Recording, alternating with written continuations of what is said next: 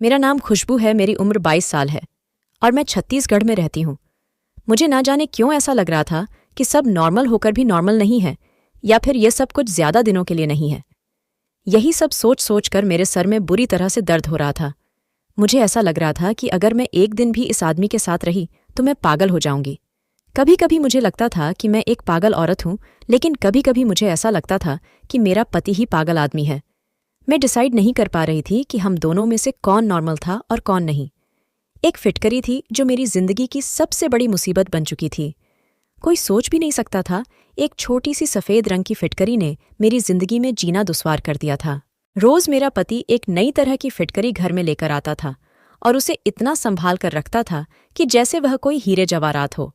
वो पागलों की तरह हर 10 मिनट बाद आकर अपनी फिटकरी का ध्यान रखा करता था कि कहीं फिटकरी खराब तो नहीं हो गई है, और कहीं कोई फिटकरी को चोरी करके तो नहीं ले गया है, और कहीं कोई चीज फिटकरी के ऊपर तो नहीं गिर गई जिससे फिटकर वेस्ट हो जाए। वो बार बार अपनी लाई हुई फिटकरी का ख्याल रखता रहता था। कभी उसे लॉकर में रखता, तो कभी उसे कपबोर्ड में रख देता, तो कभी उसे सूटकेस में संभाल कर रख देता था, तो कभी किचन में आटे के डब्बे में छिपाकर रख देता था। मैं सोच सोचकर पागल पागल हो गई थी कि आखिरकार इस फिटकरी में ऐसा भी क्या था जो मेरा पति उस फिटकरी के लिए पागल होता जा रहा था, और उसे फिटकरी की इतनी ज्यादा परवाह थी। शादी के बाद मैं जब नई नई दुल्हन बनकर इस घर में आई थी, तब भी मेरे पति के हाथ में यही फिटकरी थी। वो मुझसे बात करने के बाद अपनी फिटकरी को लेकर बाथरूम में चला गया था, और मेरे पति को गए हुए लगभग 3 घंटे हो गए थे। मैं अपने पति का बहुत देर तक इंतजार करते करते सो गई थी, क्योंकि मैं भी दुल्हन बनकर काफी थक गई थी। इसीलिए मुझे नींद आ गई थी, और आखिरकार मैं अपने पति का कब तक इंतजार कर सकती थी। मेरा पति तो न जाने कब बाथरूम से बाहर निकलता, मैं कब सो गई मुझे कुछ पता ही नहीं चला। सुबह को जब मेरी आंख खुली तो मेरा पति मुझे बिस्तर पर नजर नहीं आया था। मैं सोच में पड़ गई थी कि क्या उसने सारी रात बाथरूम में ही बिताई थी। मैं बड़ी परेशान हो गई थी, और मैंने देखा कि वो बाथरूम से निकाला और उसके हाथ में वही थैला मौजूद था जिसके अंदर फिटकरी थी। मेरा पति बहुत बहुत देर तक अपनी फिटकरी के साथ बाथरूम में बंद रहता था, और आने के बाद कहता कि सारी कमी पूरी हो गई है। मैं शर्मिंदा हो जाती थी कि ना जाने वह कैसी कमी पूरी होने की बात कर रहा था। वो दिन था, और आज का दिन मेरी शादी को लगभग 3 महीने हो गए थे, और यह फिटकरी थी कि जिसकी कहानी आज तक खत्म होने का नाम ही नहीं ले रही थी। वो बार बार बाथरूम में जाता, और फिटकरी का वो थैला बाथरूम के अंदर जाते हुए और बाथरूम से बाहर आते हुए भी उसके हाथ में ही होता था।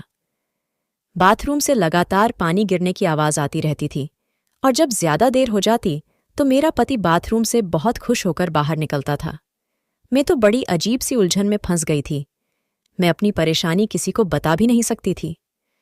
ये सच्चाई जानने के लिए एक रात मैंने बाथरूम की खिड़की से झांक कर देखा तो मेरा दिमाग फट गया था और मेरे होश उड़कर रह गए थे। अब मैंने खुद को घर के कामों में बिजी रखना शुरू कर दिया था, और मैं ज्यादा से ज्यादा अपने आप को बिजी रखने की कोशिश में लगी रहती थी। अब मेरा सारा ध्यान घर वालों के कपड़े धोना, खाना बनाना और घर की साफ सफाई करने में ही लगा रहता था। मैं चाची के घर में भी नौकरानी थी, और अपनी ससुराल में आकर भी नौकरानियों की ही जिंदगी गुजार रही थी। फिर मैंने सोचा कि आखिरकार मैं कब तक इस तरह की जिंदगी गुजारूंगी। मुझे अपने पति से बात करनी ही होगी। एक दिन मैंने बंद शब्दों में अपने पति को यह बात समझा दी थी कि उनकी माँ मुझसे पोता पोती की डिमांड करती है। ये बात सुनकर जैसे मेरे पति को करंट सा लग गया था। उन्होंने फौरन ही कहा कि अभी ऐसा कुछ भी नहीं हो सकता, और ऐसा बिल्कुल मुमकिन नहीं है। इतना कहकर वह कमरे से बाहर चले गए थे। मैं अपना सर पकड़कर बैठ गई थी, क्योंकि मुझे अपने पति पर पहले से ही शक था, और अब मुझे अच्छी तरह से यकीन हो गया था कि मेरा पति नामर्द है। इसीलिए वह फिटकरी का बहाना बनाकर रोज रात को बाथरूम में चला जाता है और फिर मेरे सोने का इंतजार करता है। जब मैं सो जाती हूं तो वह बाथरूम से बाहर निकल आता है। कोई मर्द ऐसा नहीं होता जो अपनी नई नवेली दुल्हन को अकेला छोड़कर इस तरह से सारी सारी रात खुद को बाथरूम में बंद रखता है।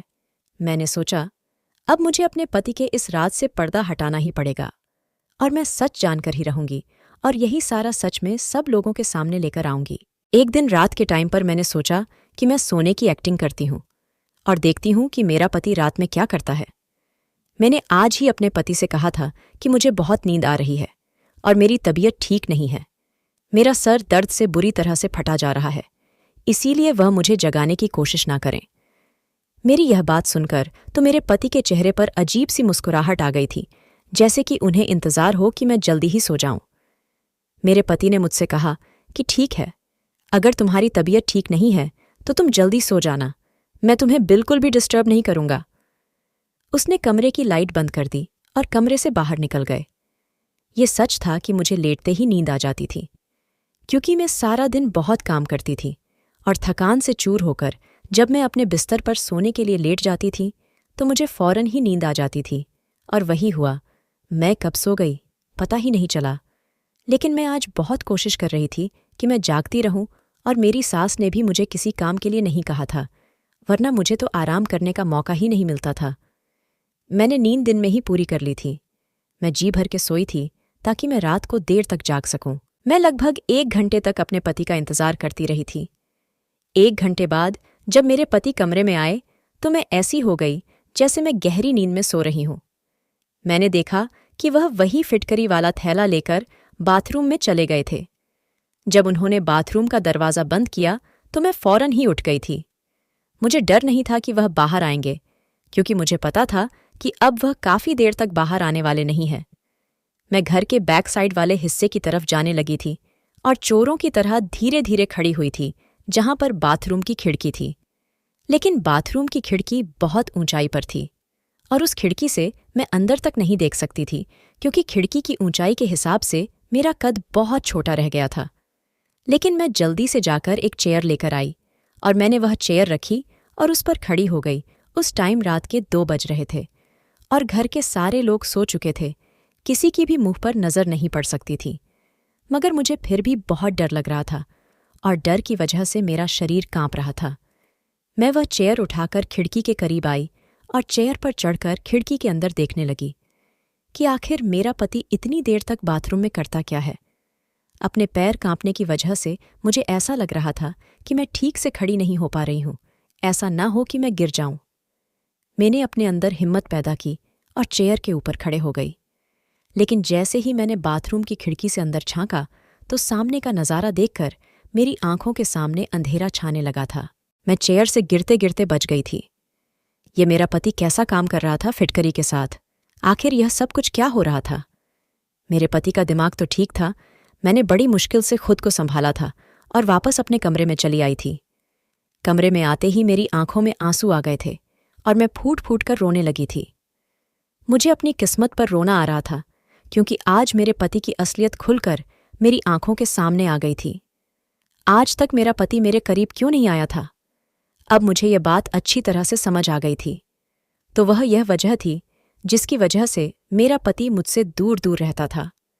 अब मुझे यकीन हो गया था कि मेरी चाची मेरे पति की असलियत को अच्छी तरह से जानती थी, इसीलिए वह मुझसे इस तरह की बातें किया करती थी। उन्होंने जानबूझकर मुझे इस नर्क में धकेला था, वरना मेरे लिए रिश्तों की कोई कमी नहीं थी। मैं बहुत खूबसूरत थी, जिसकी वजह से लोग मुझे देखते ही पसंद कर लिया करते थे। और चाची को सिर्फ इसी बात का डर था कि कहीं मुझे उनकी बेटियों से ज्यादा अच्छा रिश्ता ना मिल जाए। इसीलिए उन्होंने मेरी शादी इस आदमी के साथ करवा दी थी। मैंने अपने पति से कहा कि तुम्हें शर्म आनी चाहिए कि तुम इस तरह का घटिया काम करते हो। मैं तुम जैसे नामर्द आदमी के साथ नहीं रहना चाहती, और यही वजह है कि तुम इस घटिया फिटकरी को अपनी जान से भी ज्यादा संभाल कर रखते हो। मेरा पति अब भी हैरान सा खड़े होकर मेरी सारी बातें खामोशी से सुन रहा था, मगर ऐसा लग रहा था जैसे वह मेरी बातों को समझ नहीं पा रहा था, और वह काफी उदास लग रहा था कि मैं उसकी सारी बातों को जान चुकी हूं। मैं अपने पति को हैरान और परेशान देखकर अपना सामान पैक करके दरवाजे की तरफ जाने लगी थी और घर से बाहर निकल गई थी। सारे घर वाले सो रहे थे। अभी मैं घर के मेन गेट तक नहीं पहुंची थी कि मेरा पति भागता हुआ मेरे पीछे आया और जबरदस्ती मेरा हाथ पकड़कर मुझे अंदर घसीटता हुआ मेरे कमरे में लेकर चला गया। मैंने शोर मचाने की कोशिश की तो उसने अपने हाथ मेरे मुंह पर रख दिया, जिससे मेरी आवाज़ निकलनी बंद हो गई थी, और हल्की हल्की आवाज़ में मुझे खामोश रहने के लिए कहता रहा।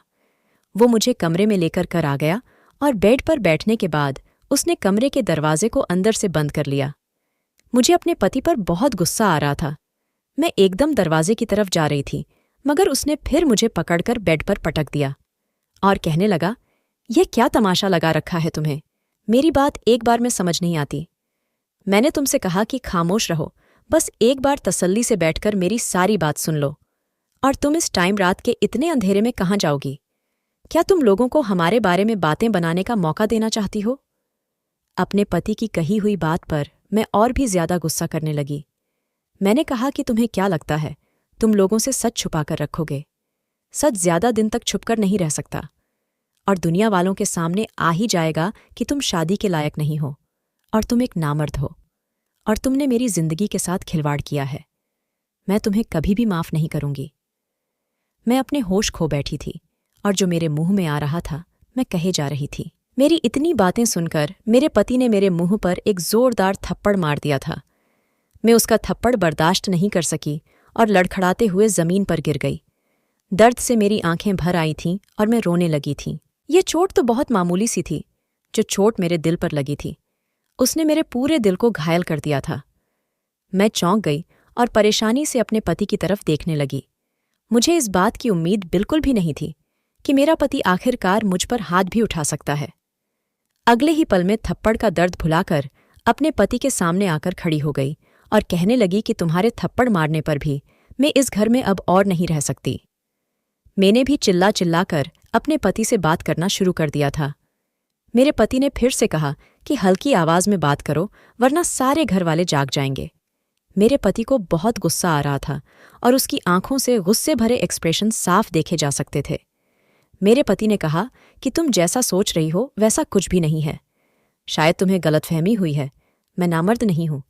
तुम अपने दिमाग से सोचना बंद कर दो। मैं नामर्द नहीं हूं, बल्कि मैं एक बहुत बड़ी बीमारी का शिकार हूं, जिसकी वजह से एक वैद्य ने मुझे यह इलाज करने के बारे में बताया था कि मैं फिटकरी के इस्तेमाल से जल्द सेहतमंद हो जाऊंगा। पहले तो मैं बिल्कुल ठीक था, लेकिन पिछले 6 महीने से मेरे शरीर में बुरी तरह से खुजली हो रही थी और इस वजह से मेरे करीब कोई नहीं आता था। मैंने अपनी इस बीमारी का हर तरह से इलाज किया, बड़े से बड़े डॉक्टर को दिखाया और काफ़ी सारी महंगी दवाइयों का भी इस्तेमाल किया। नेट से देखकर हर घरेलू उपाय भी इस्तेमाल कर लिया, लेकिन मुझे सिर्फ नॉर्मल सा ही फायदा होता था। मगर अब मेरी यह बीमारी काफ़ी हद तक बढ़ गई थी और मुझे बहुत दिक्कत का सामना करना पड़ता था। काफ़ी बड़े बड़े डॉक्टर को दिखाया तो उन्होंने बताया कि मेरे खून में इन्फेक्शन हो गया है। कुछ साल पहले जब मेरी तबीयत खराब हुई थी तो मुझे खून की ज़रूरत हो गई थी। तब डॉक्टर के कहने पर मुझे एक आदमी ने खून दिया था। तभी से ही मैं इस बीमारी का शिकार हो गया हूं। डॉक्टर का कहना है कि उस आदमी के खून में एलर्जी थी, इसीलिए मेरे खून में भी इन्फेक्शन हो गया और मेरी सारी बॉडी पर एलर्जी हो गई। उस आदमी का खून मुझे सूट नहीं किया और तभी से मैं इस हाल में हूं। डॉक्टर ने बताया कि अगर आप किसी के करीब जाओगे तो आपकी बीमारी किसी दूसरे को भी लग सकती है, इसीलिए मैं तुम्हारे करीब नहीं आता था। फिटकरी का इस्तेमाल करने से मुझे कुछ घंटों के लिए सुकून मिल जाता था, मगर परेशानी सिर्फ एलर्जी ही नहीं थी। एक परेशानी यह भी थी कि अगर मैं तुम्हारे करीब आता तो मेरी ही बीमारी तुम्हें भी लग सकती थी। यह कोई मामूली बीमारी नहीं है, बल्कि बहुत बुरी और फैलने वाली बीमारी है। मैं तुम्हें भी अपने जैसा नहीं करना चाहता था। मेरा इलाज तो काफ़ी टाइम से चल रहा था, लेकिन धीरे धीरे मेरी परेशानी बढ़ती ही चली जा रही थी। मुझे किसी ने एक मशहूर वैद्य के बारे में बताया तो मैं उसके कहने के मुताबिक वैद्य के पास चला गया था। मैंने जब वैद्य से मुलाकात की तो उन्होंने मेरा पूरी तरह से चेकअप किया और मुझे यकीन दिलाया कि मैं जल्दी ही ठीक हो जाऊंगा। इस वैद्य ने मेरा इलाज शुरू कर दिया था और उधर मेरे घरवालों ने मेरी शादी का हंगामा किया हुआ था, क्योंकि मेरी एक बहन लंदन से आई हुई थी और उसे मेरी शादी अटेंड करना बहुत ज़रूरी था, क्योंकि फिर कुछ सालों तक मेरी बहन का आना यहाँ पर मुमकिन नहीं था। मैंने अपने माता पिता को बहुत इनकार किया कि मैं अभी शादी करने के लिए तैयार नहीं हूँ, लेकिन मेरी किसी ने एक भी नहीं सुनी और मेरी शादी की डेट भी मुझसे बिना पूछे ही तय कर दी। इसी तरह से हमारी शादी भी हो गई। जब मैं वैद्य जी के पास गया और मैंने उनको बताया कि अब मेरी शादी होने वाली है, तो उन्होंने कहा कि अभी तो 2-3 महीने तक तुम्हारी शादी नहीं होनी चाहिए थी। जब तक इलाज पूरा नहीं हो जाता तब तक तुम्हें किसी के करीब भी नहीं जाना है, मैं अपने फैमिली के हर मेंबर से भी दूरी बनाकर ही बात किया करता था और ना ही उन लोगों के साथ उठता बैठता था। फिलहाल मेरी शादी की डेट तो फिक्स हो ही गई थी। वैद्य जी ने बताया कि तुम्हें इतना करना होगा, जब तक इलाज पूरा नहीं हो जाता तब तक तुम्हें अपनी पत्नी से भी दूरी ही बनाए रखनी होगी। मैं वैद्य जी की बातें सुनकर बहुत परेशान हो गया था। उन्होंने कहा कि तुम्हारी इस परेशानी का और कोई सॉल्यूशन नहीं है, इसीलिए तुम्हें सबसे पहले अच्छी तरह से सेहतमंद होना होगा और अपनी बीमारी को ठीक करना होगा। फिर आराम से सारी जिंदगी तुम्हें अपनी पत्नी के साथ ही रहना है। क्योंकि वैद्य जी के इलाज से मुझे काफ़ी फर्क होने लगा था और मैं खुद को काफ़ी हद तक ठीक महसूस कर रहा था, इसलिए मुझे वैद्य जी की बात माननी पड़ी थी। और मैंने सोचा था कि शादी करने के बाद मैं तुम्हें सारी हकीकत बता दूंगा, मगर न जाने क्यों मुझे तुमसे कुछ भी कहने की हिम्मत ही नहीं होती थी। और बस यही मेरी सबसे बड़ी गलती थी, जिसकी वजह से तुम मुझे गलत समझ बैठी और मुझे गलत समझने पर मजबूर हो गई थी। वैद्य जी ने कहा कि फिटकरी से ही तुम्हारा इलाज हो सकेगा, इसीलिए मैं तुम्हारे करीब नहीं आता था और आज तक मैंने तुम्हारे करीब बैठकर तुमसे बात करने की कोशिश भी नहीं की थी। और हर रोज़ मैं फिटकरी घर पर लेकर आता था और रोज़ाना मेरा नई फिटकरी से इलाज होता था। इसीलिए मैं पागलों की तरह फिटकरी की हिफाजत किया करता था, ताकि मैं जल्द से जल्द ठीक हो जाऊं और एक नॉर्मल जिंदगी जी सकूं और तुम्हें बता सकूं कि मैं तुम्हारे साथ टाइम स्पेंड करने के लिए कितना तड़प रहा था। मेरी परेशानी बाहर से तो किसी को नजर नहीं आती, मगर अंदर ही अंदर मैं अपनी परेशानी से बहुत ज्यादा बेचैन हो गया था। मुझे माफ कर दो, मैं तुमसे माफी मांगता हूं। मैंने तुम पर हाथ उठाया और अपनी यह सच्चाई तुमसे इतने दिनों तक छुपा कर रखी। मेरा पति बहुत शर्मिंदा लग रहा था।